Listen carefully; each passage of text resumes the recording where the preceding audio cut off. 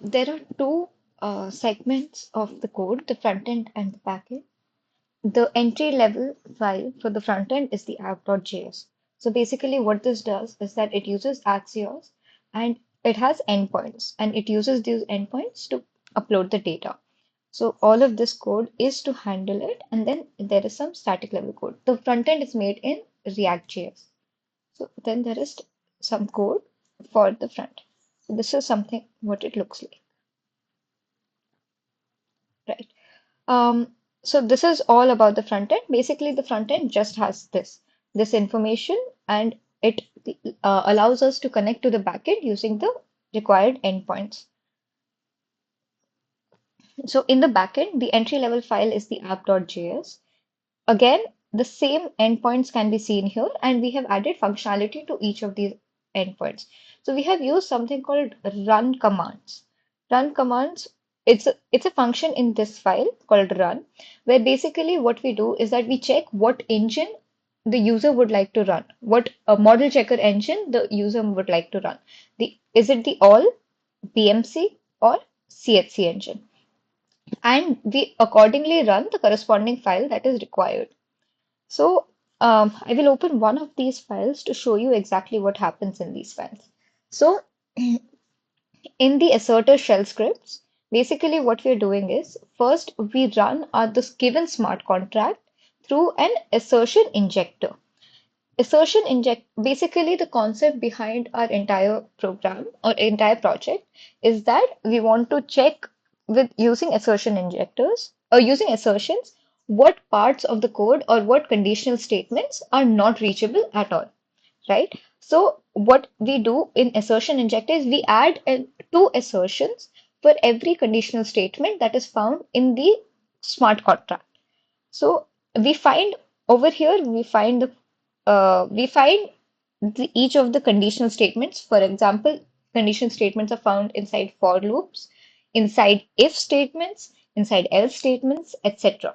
So all of this is added, and then we add two assertions. One assertion checks for the positive in case the condition turns out to be positive or true, then the code segment or the code block that is executed, while the other assertion is for the negative. So this is what the assertion injector does. Once assertions are inserted into the smart contract, then we run it through Solc.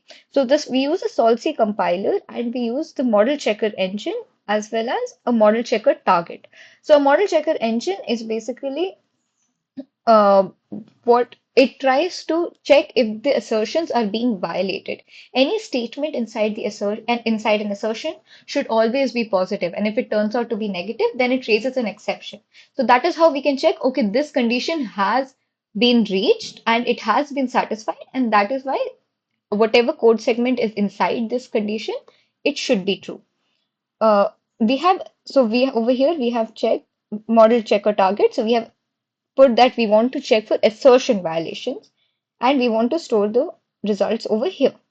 And we have we have three model checker engines. So instead of all, we can put BMC or CHC. After this, we go into the result extractor. The result extractor, yes. So the result extractor basically extracts the results. We have found out what all the assertion violations are. However, the user does not really bother with that. The user wants to know what all are the dead segments. So this helps us find that. The next part of our code is code repair. All of this was for finding the dead code segments or identification of the dead code segments. Now we have the code repair. The code repair basically first goes into a Python script called detector. So it uses two different files, the assertions inserted file and the unique assertions file. It basically compares these two files to see, okay, these were the assertions that I had inserted, while these are the assertions that have been violated, which means whatever assertions come under this file, the unique assertions, the code segments under those conditions are always reachable. So we can compare these two to find what are the unreachable code segments or unreachable assertions. So we do that and we store that information. And then the repairer, it comments out all of the unreachable assertions or the unreachable code segment